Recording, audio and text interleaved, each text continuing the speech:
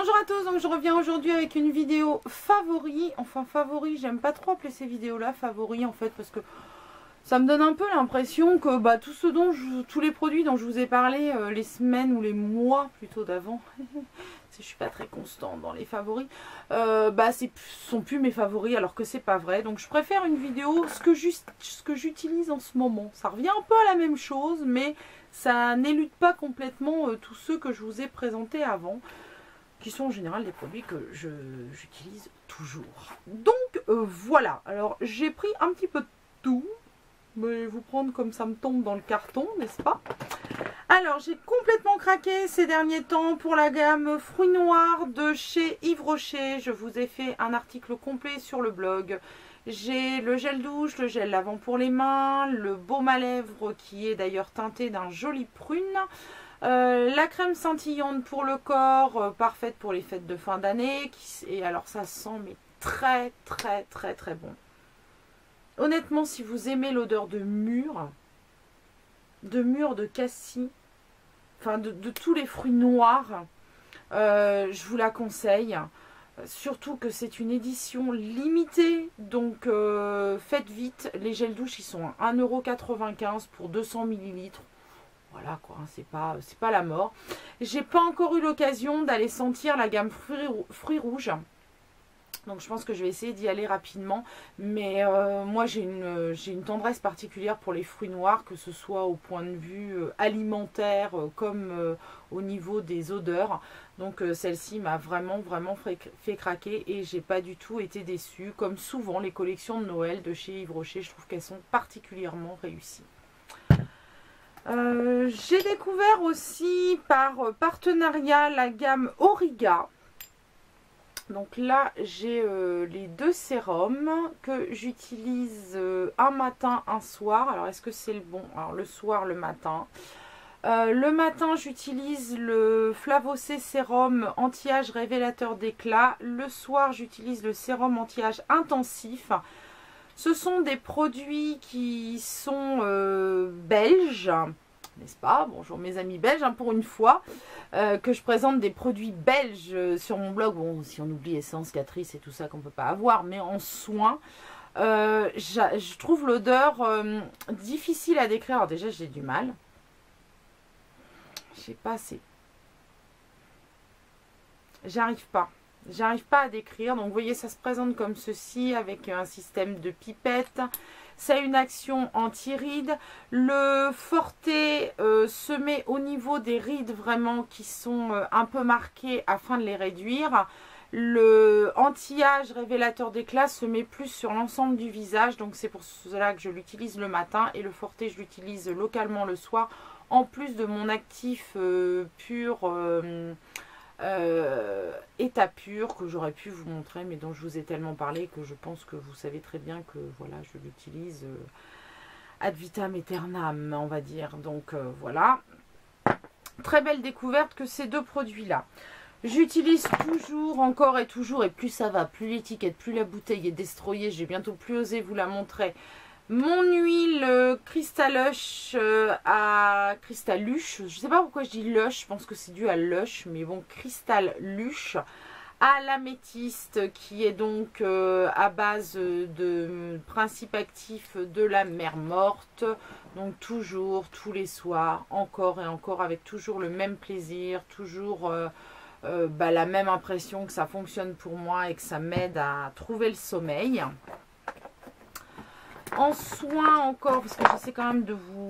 En soin, j'ai un dernier soin qui est le soin anti-tache visage et décolleté Nerola Lightening de chez Mergens, qui est un soin suisse. Ouais, je deviens très européenne dans mes soins, tout ça. Donc après la Belgique, la Suisse.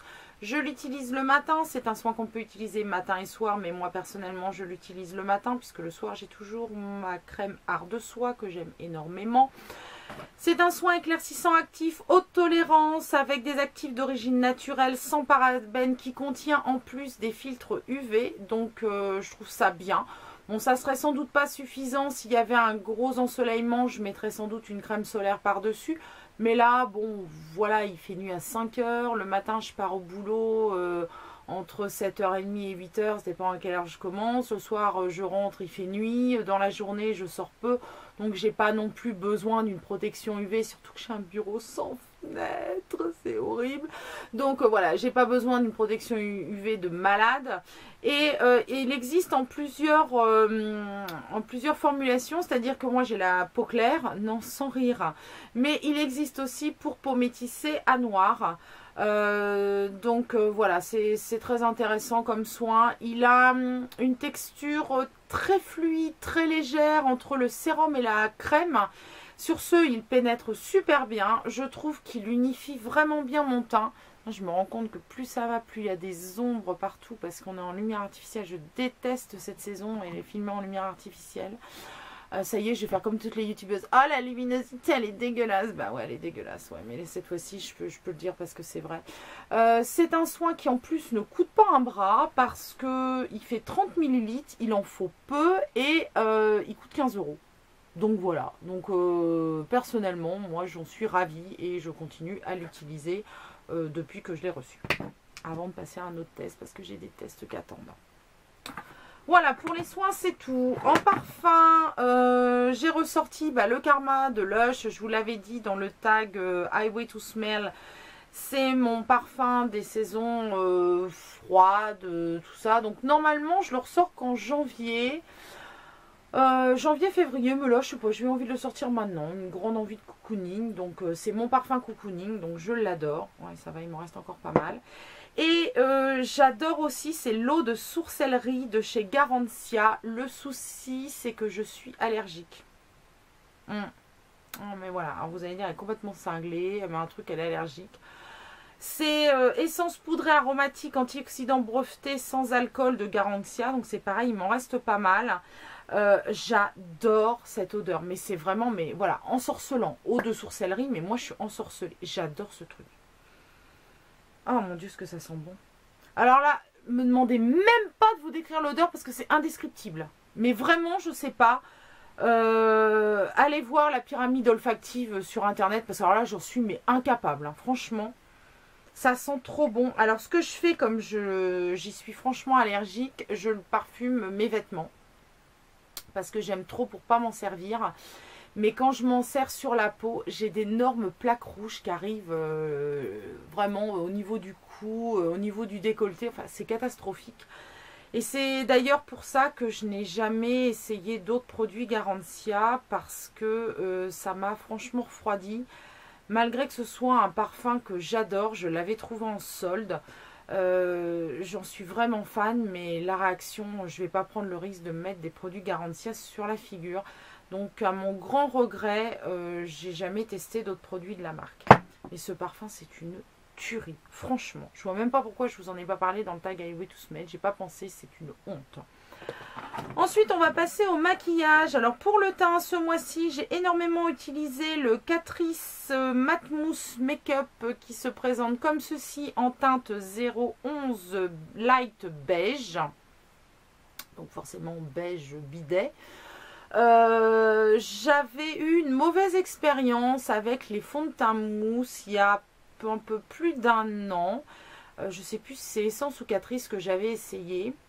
Et finalement, enfin même ça va faire presque 2 ans parce que c'était quand j'étais allée en Belgique. Donc pas en février là, mais en février de l'année d'avant. Et là, on est fin d'année. Donc ça va faire presque 2 ans. Et ça le faisait pas. Ça marquait toutes les traces de sécheresse. C'était pas beau du tout. Maintenant, comme j'ai eu l'occasion d'utiliser, on va dire 90% du temps, grâce à de super partenaires, des produits vraiment géniaux, j'ai une peau quand même qui est bien régulée, qui ne manque pas d'hydratation autant qu'il y a 2 ans. Et j'ai voulu retenter l'expérience. Eh ben, c'est génial. J'aime ce produit, vraiment. Si vous avez l'occasion de le trouver, parce qu'en plus, il coûte moins de 5 €. Je le mets au pinceau du haut fibre, ça donne, celui que je porte aujourd'hui, hein, ça donne un effet poudré, il y a une très bonne couvrance suffisante pour masquer ce que j'ai envie de masquer, c'est-à-dire de moins en moins de choses puisque le soin éclaircissant accouplé à d'autres soins que j'ai utilisés, dont je vous ai déjà parlé, ont vraiment fait du bon boulot au niveau de mes taches pigmentaires, donc j'en ai pratiquement plus. Ça a quand même une couvrance, ça lisse bien les traits, ça donne un fini velouté très agréable, pas brillant puisque moi j'aime toujours pas le brillant. L'été encore ça va, le truc un peu glowy ça passe, mais alors aux saisons automne-hiver, no way quoi. Moi le glowy j'aime pas, à part en highlight, hein, mais le teint tout glowy j'aime pas, j'ai l'impression de m'être trempé la tronche dans une friteuse, donc moi ça me vient pas, je trouve ça super joli sur les autres mais pas sur moi. C'est un super bon produit que j'aime vraiment beaucoup. Il tient bien. Enfin voilà, j'ai rien à en dire. Il est pas cher, il tient bien, il couvre bien. Donc parfait. Pour le teint, je vais finir avec le teint. J'ai craqué. C'est la faute à Sandrea qui parlait beaucoup du duo de LF de contouring et blush. Qui s'appelle, je ne sais absolument plus comment, merveilleux, et c'est marqué nulle part. Ah si, Santa Lucia, je pense, parce que Saint Lucia, ça fait un peu couillon. Elle a un teint très pâle et elle disait que c'était parfait pour sa carnation. Donc certes, je suis un tout petit peu plus colorée qu'elle. Bon, pas grand chose, mais un petit peu plus. Et c'est parfait pour ma carnation. On a un bronzer qui n'est pas trop... ni orange, ni rouge, ni tous ces teintes un peu zarbi qui donnent un effet moche sur ma peau. Il est clair, donc moi ça me va, je pense que vous n'allez même pas le voir. Si, peut-être un peu, il est là. Et encore, j'en ai mis une blinde. Et de l'autre côté, on a un blush qui me rappelle le Orgasme de Nars. En moins pêche, en plus rosé en fait. Hein, mais avec des micro-particules dorées. Alors lui par contre, vous n'allez rien voir du tout. Non, ça on voit rien. Mais en tout cas, pour le tous les jours, moi j'aime beaucoup ce duo parce que ça m'a permis de commencer à faire du contouring un tout petit peu. Juste, j'en mets pas beaucoup, hein, j'en mets juste là. Je réchauffe un peu, chose que je faisais pas parce que j'avais des taches pigmentaires. Donc forcément, j'allais pas rajouter du bronzer pour pas faire flamber mes taches. Mais maintenant que j'en ai presque plus, voire plus, je m'essaye un petit peu au contouring. Enfin, je suis pas Kim Kardashian, hein, attention. Hein, c'est vraiment du light. Je passe un coup de là. Un kabuki avec très estompé au niveau là. Donc un petit peu là aussi. Et puis voilà quoi. Enfin bien estompé. Surtout que ça se voit pas. Le but c'est vraiment pas que ça se voit. Et le blush bah, parfait pour tous les jours quoi. Un maquillage juste bonne mine. Quand je charge un peu les yeux, j'ai pas forcément envie de mettre l'accent sur les joues. Donc aujourd'hui là j'ai pas trop chargé les yeux. Donc j'ai mis un blush plus présent. Mais j'aime pas charger tout parce que je trouve que voilà ça fait too much. Donc là avec celui-là c'est pas le cas. Ça prend vraiment tout le sens du nom blush qui veut dire rougir. Et ça fait vraiment comme si voilà on était allé dehors et qu'on avait juste rougi un peu. J'ai pris également, donc les produits ELF, moi je les commande sur iHerb. J'ai pris également le ELF blush qui s'appelle Gota Glow, mais que je n'utilise pas comme blush parce que alors là, même moi blanche, pour moi c'est pas un blush, hein, c'est un highlighter. Oui, elle change la Betty, du bronzer, de l'highlighter, vous avez vu un peu. Il est très joli. Alors forcément comme ça, ah non mais il fait pas comme ça, hein. C'est un doré qu'on va absolument pas voir maintenant que j'ai estompé. Vous voyez, on voit plus rien. Merveilleux. Donc c'est un doré du plus bel effet. Moi je l'ai mis juste là en haut. Vous voyez, donc très légèrement. J'ai toujours pas passé le cap de mettre de l'highlighter un petit peu partout sur la tronche là. Mais j'en mets maintenant très légèrement là sur le haut. Et bah, c'est pas mal. Voilà, comme j'ai un fond de teint qui est vraiment mat, contrairement à cet été où j'avais une bébé crème qui était très glowy. Donc je chargeais pas trop en lumière à côté. Mais là c'est vraiment mat. Et bah là avec l'highlighter ça donne un petit focus brillant très intéressant. C'est aussi un fard que j'utilise des fois sous le sourcil. Voilà, là bon aujourd'hui je ne l'ai pas mis là. Et en coin interne. Parce que bah, il fait bien son job d'highlight. Pour les yeux, qu'est-ce que j'ai utilisé ce mois-ci? Alors j'ai joué la feignasse ce mois-ci. J'ai utilisé pratiquement que des fards à paupières minéraux. Donc je vous ai atteint ces trois-là, mais j'en ai plusieurs. Donc il y a le Milan de chez Alima Pure. Donc vous pourrez le voir sur le blog. Qui est un très joli fard. J'essaie de vous faire des swatchs rapides de mes fards. minéraux que je vous présente. Donc c'est un fard brun, mais brun taupe qui tire un peu sur le violet, avec des sous-tons violets. Je ne sais pas si vous allez bien les voir à la caméra, mais en tout cas, il y en a dedans. Il est magnifique, il est pailleté, il est sublime. J'ai utilisé aussi pas mal le Zany de chez Bare Minerals, que j'avais eu dans un kit au moment des sols. Alors je ne sais plus si c'est le kit Cool ou le kit Warm, puisque j'avais eu 2 kits. Et en fait, ce sont des produits que j'ai un peu laissés de côté, les fards comme ça, minéraux. Et je me suis dit, non mais attends, t'en as et tu les utilises pas. Donc voilà, le Zany, il est là. Donc on est toujours dans les marronnés, les choses comme ça. Et le Choc Fudge Cake de Lily Lilo, dont je vous ai déjà parlé. J'ai fait une revue que j'avais déjà mis dans mes favoris, mais qui reste un favori parce que juste j'adore cette couleur absolument magnifique. Qui va du marron au violet. Enfin, moi c'est une couleur vraiment qui me convient à 100%, donc qui est ici. Et je les utilise tout simplement en smoky léger. Bon, celui-ci est un peu plus intense. Mais en smoky léger, je mets ma base, je tapote mon fard. Et sur toute la paupière mobile et un petit peu dans le creux. Et j'estompe bien au niveau du creux en remontant au-dessus du creux avec un pinceau estompeur. Et ça fait l'affaire. Je reprends le fard sur un petit pinceau tout fin. Pour faire le ras de cils sur un pinceau que j'humidifie d'abord à l'eau ou au Fix Plus. Et je fais donc le ras de cils. Ça donne un maquillage très soigné, très sympa, qui dure toute la journée. Si je les utilise mouillés, ça rend le maquillage très très métallique. Donc moi j'adore me maquiller comme ça en ce moment, vu que je ne suis pas très motivée pour me maquiller le matin quand je me lève. C'est parfait. J'ai remplacé mon liner Boho qui est terminé par le Rimmel London Exaggerate Eyeliner qui est comme ceci et qui est un liner feutre. C'est le numéro 1 100% black et on y retrouve un peu le même style d'embout en fait que Boho, celui que j'aimais bien, c'est-à-dire une pointe feutre comme ça, pas trop foncé, n'importe quoi, pas trop épaisse pour faire un trait assez précis. Là, le noir est vraiment super intense, comme vous voyez là j'ai fait juste un passage parfait, moi, vous voyez un coup de truc comme ça. Et on finit avec le mascara enchaînement. Donc comme vous savez, depuis quelques temps maintenant, j'ai fini mon Rimmel que j'adorais par-dessus tout, le vert là. Et j'ai reçu lors d'un partenariat le volume Vertige de Yves Rocher, mais je l'avais déjà, donc je le connaissais déjà. Et comme j'en avais donc 2 sur ce, j'en ai mis un en route. Et c'est un très très bon mascara. On a une brosse en picot plastique, la silicone en forme un peu de cacahuète. Moi j'appelle ça une forme de cacahuète. Oui, vous voyez ce que la forme des cacahuètes. Des coques hein, de cacahuètes, hein, pas des cacahuètes grillées, Ben & Nuts, hein, mais des coques quoi. Enfin bon voilà, bon, bref, je me sens un peu seule avec mon coup de cacahuète. Bref.